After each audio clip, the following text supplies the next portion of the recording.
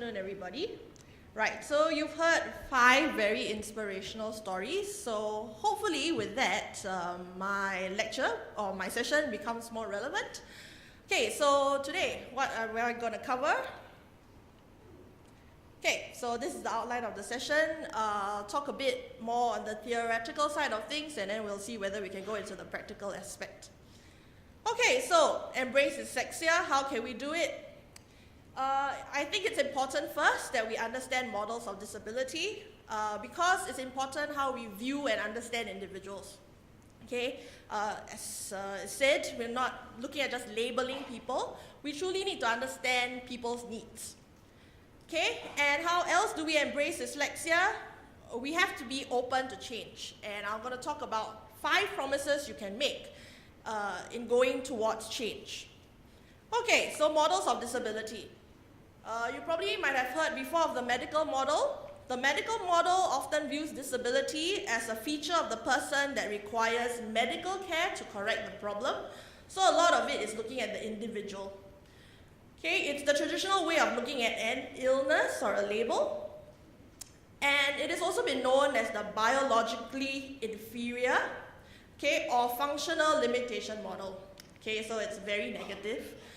Okay. But on the other hand, on the other end of the spectrum, we have the social model. And the social model views disability as a socially created problem, and therefore society needs to react. Okay? So one is the individual, one is society at play. Okay, so let's talk a bit more about the medical model. It is an inside-out approach, often looking at the causal theories. Okay, and that's important. Because in Singapore especially, the diagnosis is important. Okay? But oftentimes the focus is on the individual. The medical model views the disabled person or the person with the difficulty, often related to a virus, a gene, or an injury, as the problem. Okay, and because it's a problem, the individual needs to be cured and adapted to fit the world. Okay, for example, looking at use of medication for ADHD, because the person has a chemical imbalance, so it is the person that needs to be fixed. On the other hand, though, there's the social model. And what is the social model? The social model views that discrimination exists because society perceives people and how it is organized. Society fails to make education, work, leisure, and public services accessible. Okay, or society fails to remove barriers of assumption, stereotype, and prejudice, and fails to outlaw unfair treatment in daily lives. Okay? So, for example, a person with dyslexia, you notice, yes, I've used italics, no bowls, but I think we should use the terms atypical and typical instead of using the normal versus abnormal labels. Yeah? So, a person with dyslexia is just atypical, it's just different. A person takes longer to learn things and will have difficulties with producing results. They will thus be less productive than a non-disabled or typical colleague. So that's often a misconception. Okay, there's no truth behind it. Okay, so therefore, social theorists will suggest that if fitting in is not possible, then people will be excluded. Okay, so people get institutionalized or treated differently. I mean, just take a few years back where people used to say that people with a learning difference would not progress to higher education. And that obviously has been proven wrong by the 5 people we have heard from before me. Yeah? Okay, so you have a person here in a wheelchair, and there's a flight of stairs in front of the person, but the sign says, everyone welcome. Okay, how would the medical model approach this? Okay, so the medical model will tell you it's the individual who has the problem. Fix the individual. So what happens? Probably say you give the person some prosthetics. Okay, so how would the social model solve this though? Okay, so the social model looks at society being the one that's at fault. So the social model will say, okay, stairs don't work for a person in a wheelchair. Build ramps, build lifts. Okay, but the medical model is not wrong, neither is the social model. So what happens? The biopsychosocial model came about. Okay, it was trying to fuse the two extremes, and this model came about. So why did it come about? Was because people realized that a person, you have to recognize the environment, but also you cannot deny the personal factors. So the self and society cannot be separated on two extreme spectrums. Okay, so when you look at an individual, the person's health, yeah, so the label or the disability must be considered, but also the context. Okay? Okay, so the medical and social model, as mentioned, are both appropriate. Okay, but neither is enough to explain how complex one's health is. So, for example, we look at dyslexia. Okay, we refer to our clients as the patient, and the patient has a family. So we look at the 13-year-old. In Singapore, as I mentioned, you need the medical to understand the learning needs. There must be a label, like dyslexia, in order to gain access. Okay, like accommodations in school. Okay, extra time. Okay, so we need to understand the label in order for them to be able to function in the school. However, the school also needs to understand how to include this 13-year-old in the education system.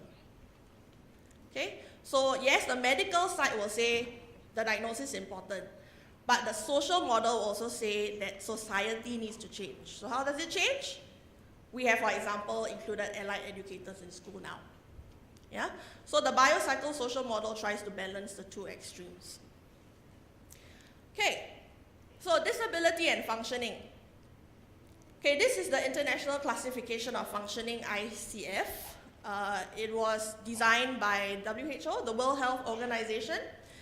Okay, and they wanted to look at disability or difficulties in a more holistic way. Okay, not going the extreme medical or social. So they decided to look at functioning of a person within 3 levels. So what are the 3 levels?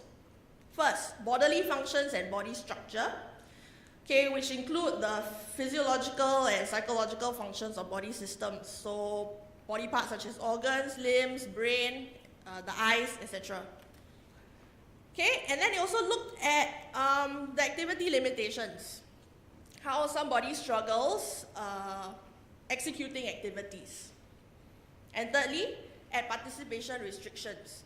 So this is about the whole person not only having trouble doing something that they do, but also how they function in society. So the problems that are involved in life situations. So it is WHO, the World Health Organization, has said that a difficulty in any of the 3 levels equates to a disability. Okay, so according to this, technically we're all on the difficulty spectrum, just how severe we are. Okay, let's look at case analysis 1. This is Ezra. Ezra is 12 and has since the age of 7 struggled in school to make friends and to feel accepted. Ezra often exhibits symptoms of restlessness. He interrupts others during group work, not able to sit still during comprehension tasks, and muttering to himself when trying to spell. His energy levels hit a high when he gets home after a long day at school, and can border on anger tantrums when he's stressed or his anxiety level increases, especially since it is PSLE year. He is described as a bright boy who struggles to complete tasks and so does not always perform to his potential. He has never attended phonics classes. Okay? Anybody has seen a fairly similar profile when it comes to their students? Yeah, you might probably find something familiar in there. Okay, so this is Ezra. Now, so in order to understand, based on this short case analysis, does Ezra have issues? Would you say Ezra has issues? Yes. Okay, so but we like to say that, there's something wrong with Ezra. That's what people will say. So how do we understand him more holistically? So let's try and use the ICF. So the 3 levels, right? The body functions, body structure, activity limitations, or participants restrictions. So like I said, issues can occur at a single level or at all 3. So for Ezra, let me give you an example. Body functions and body structure. His cognitive processes, from that case, that short paragraph, he has possibly got dyslexia. Yeah. He's also got ADHD symptoms. Yeah, he can't keep still, he talks when he's nervous. Activity limitations, because of any of this, the possible dyslexia or ADHD, he finds learning very strenuous, he's very stressed out, okay, and it's PSLE year. Okay, and participation restrictions, he has trouble doing group work. Yeah, he interrupts and he talks too much. Okay, so it is useful to see Ezra at these 3 levels. Okay, not just say he has a problem. Okay, because when you separate the 3 levels, you can try to start to improve or help Ezra according to each level. Yeah, so do you want to try and help him with his group work and communication skills first? Okay, perhaps that will help him build his confidence. Okay, or you say, no, this guy is struggling with the literacy side of things. So if there's the literacy side of things, then perhaps we need to, as educators or parents, start to look at what causes stress for Ezra. Yeah, so it's useful to look at an individual in these 3 levels instead of just saying Ezra has problems. Yeah? Okay, so now that you've sort of seen how we walk through Ezra, we have a second profile. This is Mei En. Mei En is different from Ezra in the sense that she's an adult. Okay, she's an adult with a learning issue. So, Mei En is 23 and is a fresh graduate with a BA in graphic design. She joined an advertising firm as a junior designer 3 months ago and excels in tasks that require her to do presentations and produce work on the computer. However, her manager often comments that her weekly written reports need more elaboration and structure. Mei En has tried to use Dragon Dictate, that's a software, but that only facilitates the drafting process, not the eventual product. Okay?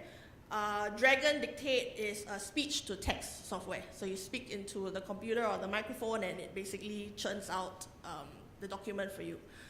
Okay, during meetings, her manager has twice embarrassed her that her reports are substandard even after he has reviewed them.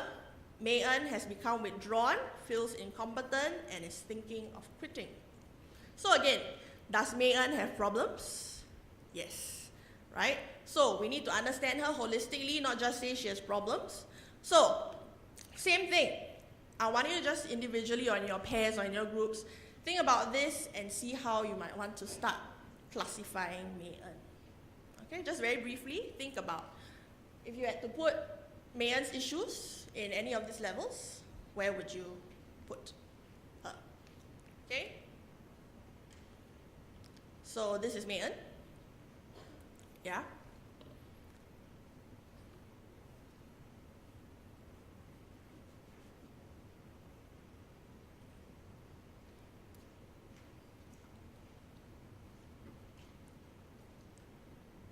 Okay? So if you need to understand someone like Mei En, how would you classify her issues? Yeah, so don't forget there are 3 levels. Okay?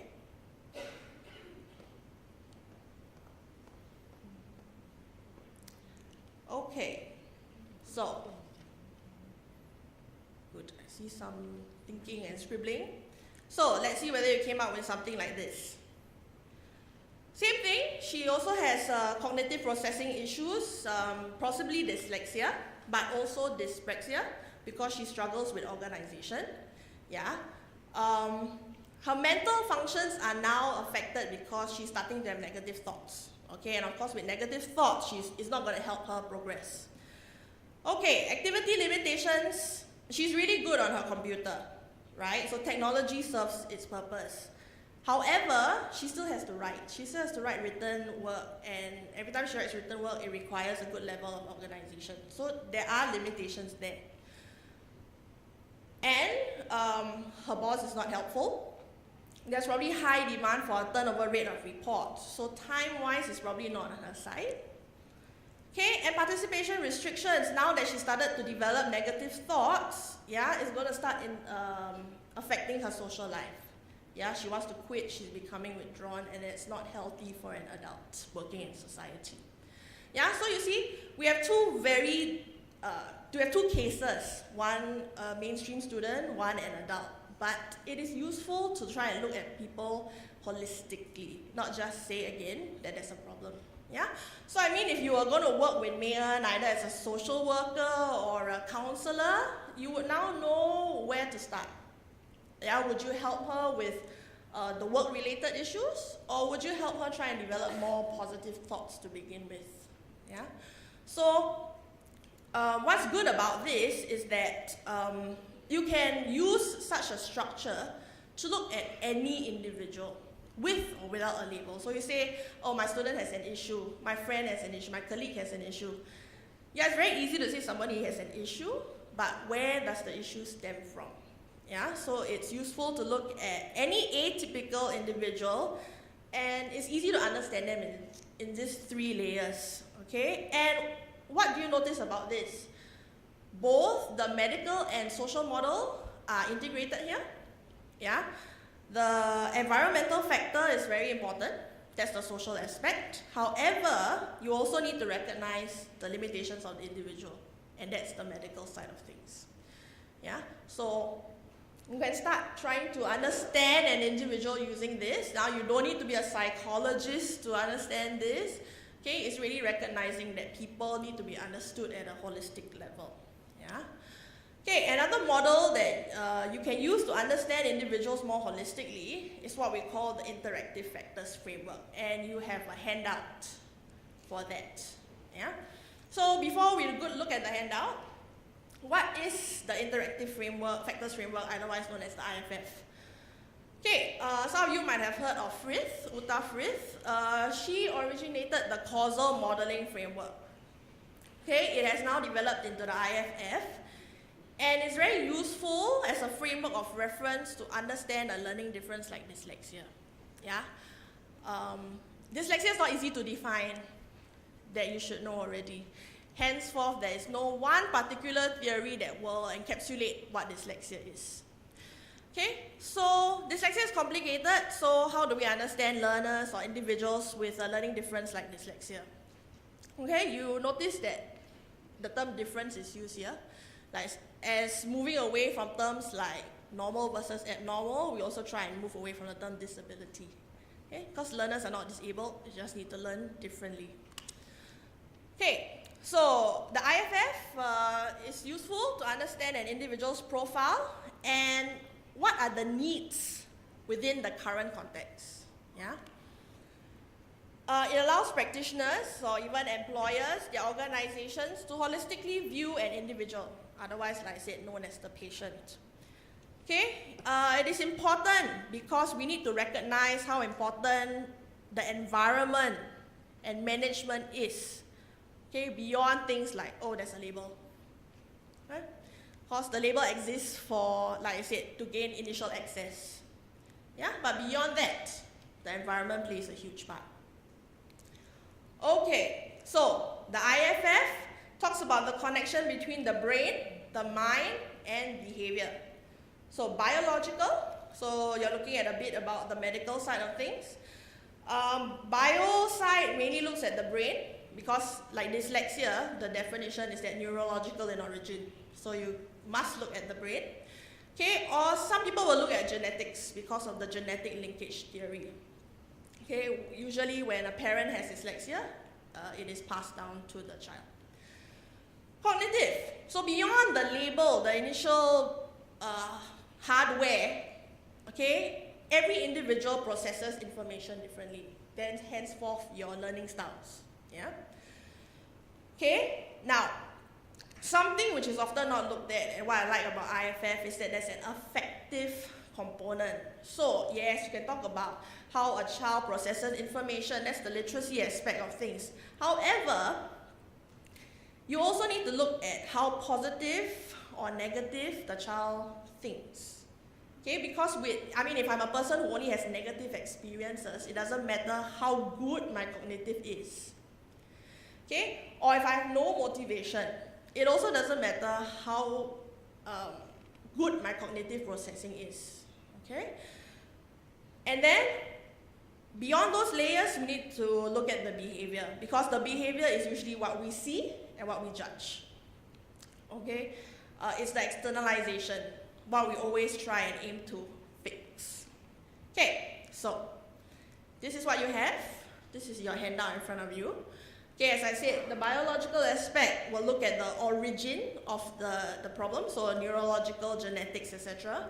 Cognitive processes, the affective, okay, what affects the individual beyond the internal components, the externalization of the issues, and then the environment and management factors. You see that it surrounds the whole individual, yeah, because the environment is important. We always forget that, okay? Because I'm sure you have dealt with individuals, learners with different difficulties, right? And some of them flourish, okay, because of the environment that they've been placed in. Yeah, so you cannot deny the environment and the management. Okay, so you have heard Ezra. Ezra is your mainstream student. Okay, now I'm going to go back to Ezra's profile, and I want you to try and complete that that handout in front of you.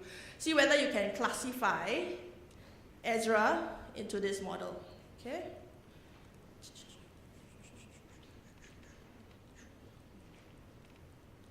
Okay. Yeah.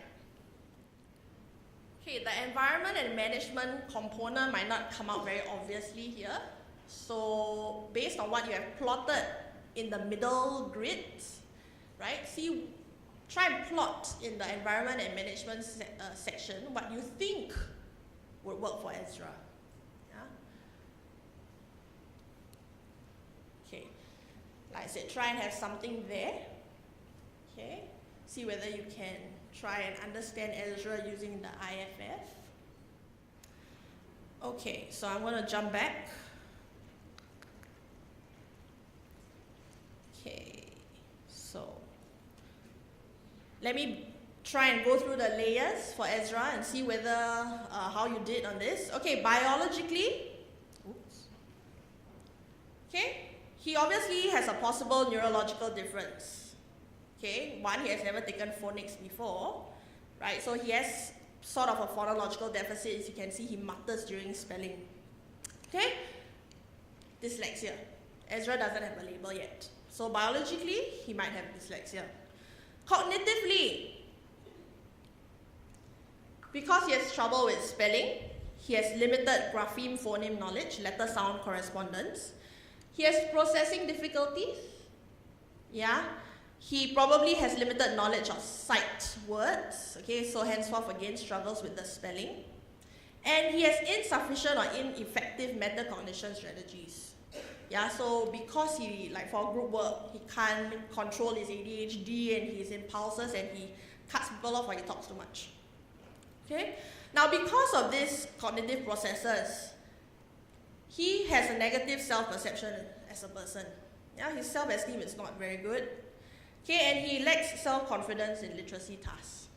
Okay, so behavior-wise, he has anxiety and anger issues. Right, because it's PSLE year, he gets stressed, he has tantrums. Obviously, he has reading, spelling, and writing difficulties, poor reading comprehension, and an inability to keep on task. Okay, so that's all about Ezra. So, how can we help him? Okay, and all these are linked. Whenever something is affected, it gets more complicated.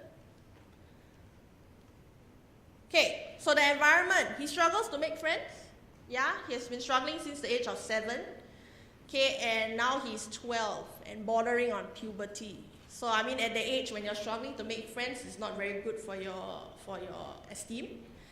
He has never attended phonics class, and we're not saying that phonics is the be-all, end-all solution. However, it is a way, and quite an effective way according to research, to help children unlock literacy skills when it comes to English, because English is what we consider an opaque language. It's not a one-to-one correspondence. Okay, we cannot deny the English orthography is complicated. Okay, same vowels make the vowels make the same sound sometimes, or we have, for example, the sound k can be represented by C, K, CH, QUE. Yeah, so it's not a one-to-one correspondence. Okay? And then he compares abilities against his peers, And because he's comparing and trying to deal with the group situation, he overcompensates by talking too much. Yeah? So Ezra, in that short paragraph, is complicated. Yeah? So we can help Ezra, but can you deal with all these issues at one time? No. So the point of this is to try and understand where and how effectively to help the child within the appropriate context. Okay, so what can happen? All this. For starters, we can put him in a phonics-based program, right? Teach children letter sound correspondence, teach them things like sight words. Because he has ineffective or metacognition strategies, we can teach him study skills. We can even look at his executive functioning, so getting him more organized. Sometimes we cannot deny, perhaps the child needs counseling. Yeah, the teacher or no practitioner is an island. Okay, maybe not to a counseling, we should teach him some self-esteem strategies. Okay, because he compares himself, and in Singapore, a lot of comparison goes on. We can try and, as teachers or even as parents, we start using more constructive feedback. And when we talk about constructive feedback, it's not just telling a student, you are good, well done. It's telling the student exactly what is good and what was well done. Okay, so for example, the child may not have produced a very neat piece of work, but the child sat in his seat the entire time, despite his or her ADHD. Tell the child constructively, I'm glad you sat in your seat. Yeah, so that's what constructive feedback is. Okay, we can also have a reward system. Some children enjoy that. You know, some children love being on the iPad and computer, right? So we filter in reward system that way. Okay, use of assistive technology is, and we cannot deny that. We're in the age of technology. Okay, we also can teach the child coping, self-regulation skills, behavior management. Right, so what's the point of this? Okay, is to show you how complicated an individual with a learning difference can be. Okay, and that makes it very difficult or challenging to work with a student. However, it is important that we recognize these different layers. Every child or every learner with a difficulty needs to be understood at a holistic level. Yeah, and also managed at a holistic level. Yeah, okay, so the good thing about this is that it really helps people understand individuals. Okay, and whether you're a teacher, a parent, you can bring this, discuss it with other people, and really have a holistic view of the student. Yeah, it's not a person or a student, it's not just academics. Yeah, because a lot of the children that have come to us at the DS, sometimes their literacy skills are okay, but their self-esteem is on the floor.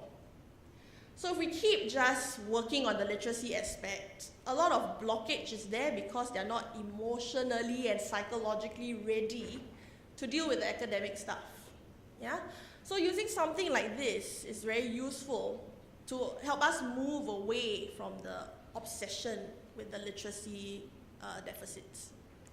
Yeah? Okay. So, hopefully you find this useful, and if you have individuals that you work with, even your own child, you might want to try and understand them at these various levels. Yeah? You can't fix everything, but it helps you learn where and what to start fixing first. Yeah? Okay, so this is proof that individuals cannot be viewed in isolation to their environment. Okay? People who work with learners or employees with a difficulty, they are very important. You are very important.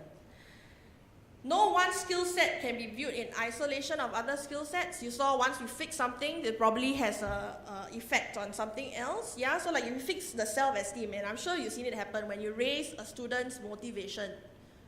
They are more inspired to learn, and with the learning, when they're inspired to learn, the learning grows, the knowledge grows, and it's a cycle. It's a positive cycle rather than a vicious cycle. Okay, now, a disability goes by many names. It's called a difficulty, it's called a difference, it's called an impairment. whatever the case, it does not necessarily disable the individual.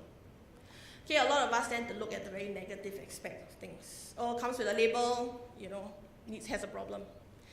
Okay, so we need to understand and look at the strengths. Okay, but we still have to recognize that these children do have, learners with a learning difference do have issues. It is probably the inability to complete an activity, and therefore they don't get to participate as well or become isolated. Yeah? So we need to recognize what is the issue, because every learner on that spectrum of difficulties has different needs. View the individual as a whole, okay, so that we can understand that individualized assessments of needs and support are very important. Yeah, we must move away from the one-size-fits-all mentality.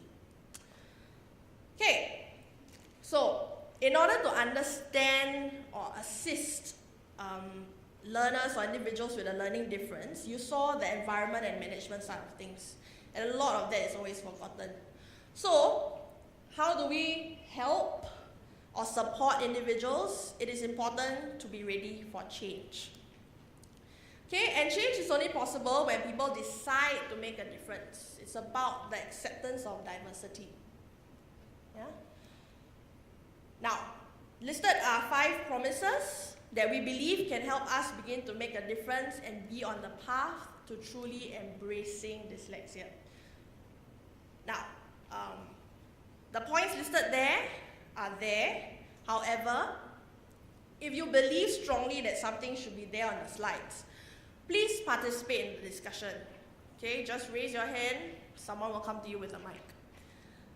Please participate in the discussion and what you would like to do and see under each of the promises. Now, please understand that this is how you can contribute. Okay?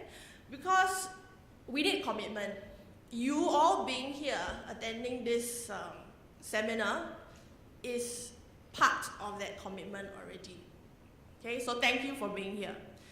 Okay, so we really truly want to embrace dyslexia. Your commitment to this cause is vital. Okay, so let's start looking at the promises. Okay, number 1. Promise to gain and create more awareness. Like I said, no man is an island. Project 15, 20 years ago, dyslexia was very young in Singapore. Okay, but look at where we are now. It takes a lot of time, but that's because it's still growing. Knowledge keeps growing. So because of that, we need to gain more and more. So, one thing you can do a lot more reading up. Okay, we cannot tell our students or people who attend our courses enough that what you get from us, yeah, it's a lot of practical knowledge, but reading makes a lot of difference. Okay, it doesn't have to be a journal article, it doesn't have to be some proper book, but just read up. So as Thomas mentioned, Wikipedia is also a choice read. Okay, but not only dyslexia. A lot of the time, research has shown that dyslexia comes with other learning differences. Okay, like dyslexia and ADHD often come together. Dyslexia and dyspraxia also often come together. So read up more so that you can learn more. Okay, be a volunteer. Okay, you will never know what it's like to have dyslexia unless you have it. Yeah. So volunteer, work with any person who has a learning difference, experience their world. Okay? Be an advocate. So you all who are here, you can be a positive voice for the individuals who need our support and encouragement. Yeah? Again, no man is an island. Be aware of where help and advice can be sought. Okay, like of course for the DAS, a lot of our expertise are in dyslexia, we are branching out. Okay, but a lot of other places, for example, Autism Resource Center is where you can go to for autism support. Okay, but be aware. And a lot of us think that somebody else will fix it. Somebody else will do the job. Yeah, I mean, if everybody thinks somebody else is going to do it, then nobody's going to help. Okay, so more and more, okay, children are being diagnosed because awareness has come up. So be part of that change. Okay, so anybody wants to add anything to promise number 1? I am holding, I can see all of you, and I am holding all of you responsible for these promises. So if you feel strongly that something should be up there, please tell me now. Yeah? Anything else to add about gaining and creating more awareness? We happy? Silent means consent, so good. We'll move on to promise number 2. Okay, promise number 2. So you've gained awareness. Awareness is not enough. Okay, you also have to try and promise to partake in continuing professional development. Again, you are here, and that is part of continuing professional development. Be trained. Now, at the DAS, we commit our educational therapists to at least 50 hours of continuing professional development. I'm asking for you to be committed to at least 20 hours. Okay, so attend a seminar like this, which is already full day. Okay, go for workshops which are 3 hours long. Yeah, it's not difficult to hit 20 hours per year. Okay, but it's important because otherwise your knowledge remains stagnant. Okay, and that's not healthy. Now, perhaps you say, I've got a lot of knowledge. Good, share it. Be a trainer. Okay, it's not enough the amount of people who have the knowledge, spread it, feed forward. Contribute to peer support and networking. Okay, no man is an island, as I said. So join an association. One of them you might want to consider is the Register of Educational Therapists. Okay, so with this register, we list educational therapies. So if you are engaged or work in this profession, join the RITA, okay, and network with other people and realize that help is out there. You're not alone. There's a support network. Okay. Any questions or any statements about CPD?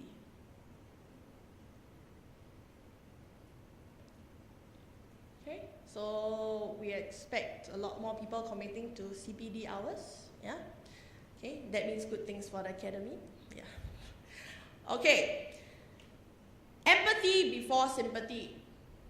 It's very easy to sympathize. Oh, you have dyslexia, it's so poor thing. Let me help you, let me save you. That's not the point. The point is not to pity, but to understand the difficulties.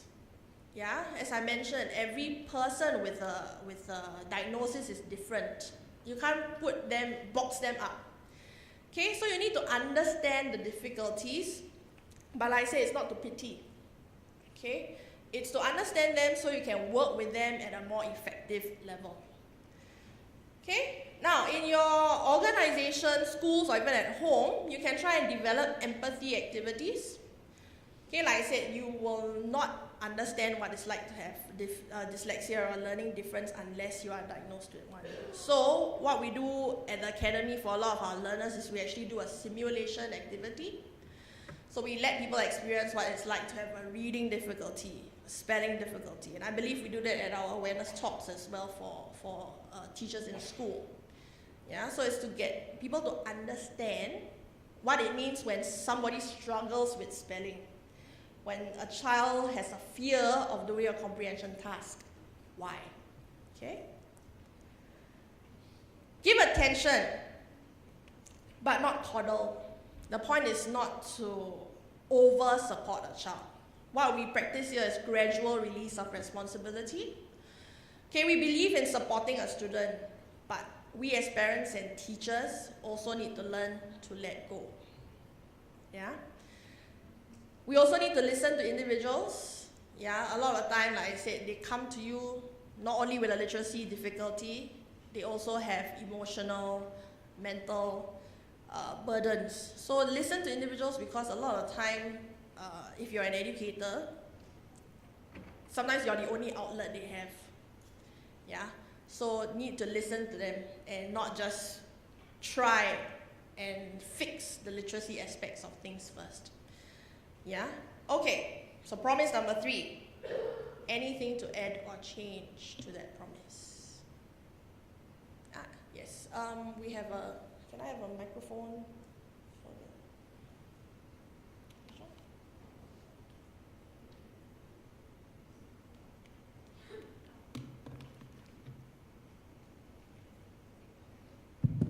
Testing. Hi. Do I need to stand up? No, you don't. Hello. I just wanted to know, or maybe ask that while we're there for the student and helping them and showing empathy, does that mean we need to make them emotionally dependent on us? That the child cannot talk or open up to anybody other than us as their mentor or facilitator? No. But sometimes, like I said, nobody else will listen to the student. So if you are going to spend time, even if it's 2 hours a week with the student, listen to them. Yeah, you don't have to be the only one, but some children or some individuals are not comfortable talking to their parents or their family. So, but they need an outlet. So you don't have to be the only one. Some people are very comfortable with their peers, so they'll talk to 2 groups depending on their experience. But the point is to be there and not only to worry about the literacy aspect of things. Yeah. Okay, so promise number 4. Lifelong learning was mentioned. So how do we enable learners and individuals? Okay. Now we need to understand what equal opportunities mean. So a lot of time we say we have to be fair, we have to be fair. Okay, what does that actually mean? Okay, you've seen this? For a fair selection, everybody has to take the same exam, please climb that tree. Okay, how many people are, how many animals there are going to succeed doing that? Okay, so every time we say it's fair, are we really being fair? Okay, and you heard this quote from Mr. Chua. Everybody's a genius, but if you judge a fish by its ability to climb a tree, it will live its whole life believing that it is stupid. Okay, so sometimes when we talk about leveling the playing field and we need to be fair to everybody, you actually need to be more unfair. For example, supplying assistive technology to the person with the learning difference. So in a way, it seems like you're being unfair, but it's practicing such tools so that it becomes fair for the learner to progress at the same rate as a typical functioning person. Yeah, so when we talk about fair, what do we really mean by fair? Okay. These 2 terms, they're very popular terms now, integration versus inclusion. Okay, what firstly is integration? Integration sees the child adapting to a host setting. Okay, and it looks at needs, and there's a delivery of services based on those needs. Now, Singapore mainstream schools adopt an integrative approach. Okay, we are progressively and slowly moving towards inclusion, but that is often a utopian concept because it's about the host or something like a school meeting the needs of all students. Okay, it's a rights-based. Every child is, every learner is equal, requires the same opportunities, and this is the ideal situation. So we are slowly moving to inclusion, but it's not easy. Okay, so in summary, what's integration and inclusion? Let's talk about integration first. Okay, atypical students are placed with others, but yet segregated. That is happening in school. For example, our dyslexic learners still attend classes. However, when it comes to remediation, there is withdrawal. Okay, so they are segregated in that sense. The atypical student has to fit into the existing structure. I mean, a learner with dyslexia still has to go through the national exams. Okay? However, there are benefits to the atypical student. Okay, because, for example, in schools we have allied educators. And allied educators cater or work with learners with a learning difference mainly now dyslexia or autism. Okay, so there are professional, specialist expertise, psychologists, for example, that provide all the formal support. Okay, so visually, for those who are very visual, this is what integration looks like. The colorful group are your students with the learning difference. Okay, so they are there, they exist as part of the existing structure, yet segregated. Okay, inclusion, like I say, is the utopian, is where rights of all students are considered. Okay, the environment is the one that is altered. It's onus on the school to change. How do we break down typical barriers, okay, and ensure that learning and equality is for all students? Okay, there's informal support, and the knowledge of the mainstream teacher is very important. Yeah, so whatever happens in class must work for every student with or without a learning difference. So like I said, it is quite utopian, especially in Singapore, which is often a product-based economy. Yeah, so that is what we're aiming for. Everybody on the same platform. Okay, so we are trying to move there, but it will take a lot of time and change. Okay, because it boils down to policies and our knowledge of learning differences. Yeah. Okay. So these two terms, like I said, they are buzzwords now, yeah, so they might become more familiar to each one of you here. Okay, equal opportunity. Everybody knows who that is. Oscar Pistorius, who is now infamous rather than famous, because he shot his fiancée. Yeah. Okay, before he shot his fiancée, okay, he was a world-renowned athlete. Okay, and obviously he made a lot of waves in the Paralympic Games, in the 2012 London Paralympic Games, but he made headlines because he's a full amputee, okay, and he ran at the Olympic Games, and that is not usually the scene, okay. So he managed to qualify to run in the Olympic Games, not the Paralympic Games. He ran in the Olympic Games. He had his own relay, and obviously he won medals for the team relay. Okay, he didn't win for individual running. He got in 6, but the story behind him is that he only got allowed to join the Olympic Games like 2 weeks before the Games, because there was the whole issue about, are we being fair? Is it fair? Okay, a lot of people were saying that, oh, he's got prosthetics, so he will never feel tired when it comes to running, not like a typical functioning athlete. Okay, but on the other hand, people were saying, but the very point is that he's got prosthetics. Yeah, and that already qualifies him as having a having a disability. So he made waves because he's super fast, but he ran at the Olympic Games despite being a double amputee. Okay. Like I said, he didn't win individual, but he won team relay, 2 medals to be exact, with a South African team. Now, when we talk about equal opportunity, he went on to win all sorts of medals at the Paralympic Games, of course.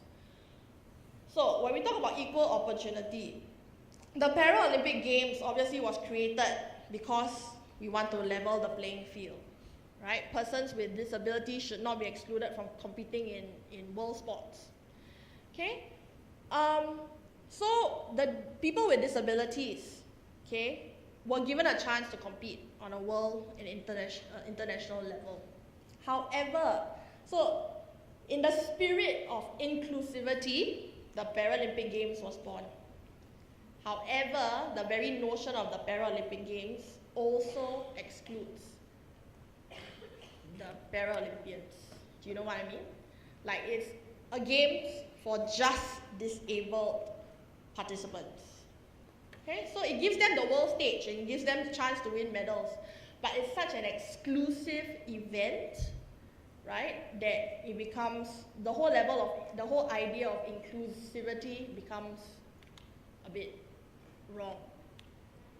Yeah, because they are not allowed or they don't qualify to compete in the Olympic Games, and to be able to put them side by side, if there was only one kind of Olympic Games, that would be what you call inclusivity. Okay? Because disabled participants and typical participants are allowed to compete together.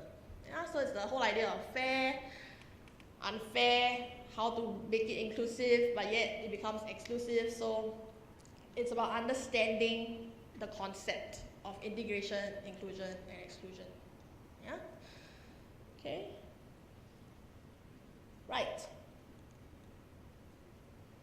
As I say, if you've not explored assistive or ICT, Informational and Communications Technology, please consider it.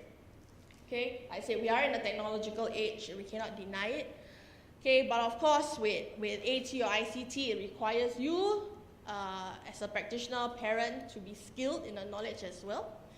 Okay, but it is very useful and we've seen it work for a lot of learners, for example, using the NESI program or something like Busan's Mind Maps. Encourage lifelong learning. Yeah, learning doesn't end. Okay, and so that's why now we are progressing into a lot of work with adult dyslexics as well. Yeah.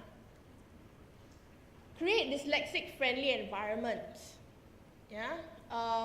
Like I said, some children are not pen paper type people, but ultimately exams in school are still pen paper. So how do you help them? Sometimes children just need a simple pencil grip, okay, or they need lined paper with thicker lines. Yeah, so it's just about doing simple things, nothing costly, just to make the environment more conducive to the learning. Okay, of course, we can look at possible changes to policies. Thomas mentioned enabling master plan. Okay, so that has a lot of implications on how we work and function. Okay, but that is at policy level. How can we as individuals, parents, teachers, enable learners? Yeah. Okay, any statements or additions when it comes to this? No? We happy with promise number 4? Okay. Okay. Last one. Promise to not look at only the individual, but also the environment and management. Okay, because like I said, people need to move beyond the medical, just the label. A lot of it is also the social aspect. You've seen the IFF, the Interactive Factors Framework. See whether it works for you in understanding learners with needs. Collaborative working. Okay, I cannot mention again, no man is an island. You as a teacher, maybe you meet the literacy aspects, but you need to recognize that some children need counseling, they need SLT, speech and language therapy. Okay, some of them even need occupational therapy. So yeah, it's about working and networking, forming a web around the individual. Okay, that's what true support is. Now, we manage the patient. A lot of time we try and fix the individual. However, yourself, parent or educator, how do you manage yourself? Have you managed your knowledge, your perspective and expectations? Okay, because you don't teach at the child, to the child, you gotta work and understand their needs, tailor the support to their needs. Okay? Okay. Any statements on how we can improve this? Yeah, it's just to, like I said, recognize that it's not, don't blame the child. Yeah, don't blame the learner, don't blame the individual. Yeah, you got to recognize how you manage yourself around them as well. Okay? All right, so 5 promises. I'll hold you to it since I had no objections. In summary, educators must know their learners, employers must know their employees. Okay, because learners with a learning difference, they grow up. Okay? Their difficulties don't stop at mainstream school. They grow up. Every individual is different, and giving them time and a conducive environment to succeed in is very important. Okay, I mean, don't talk about atypical learners.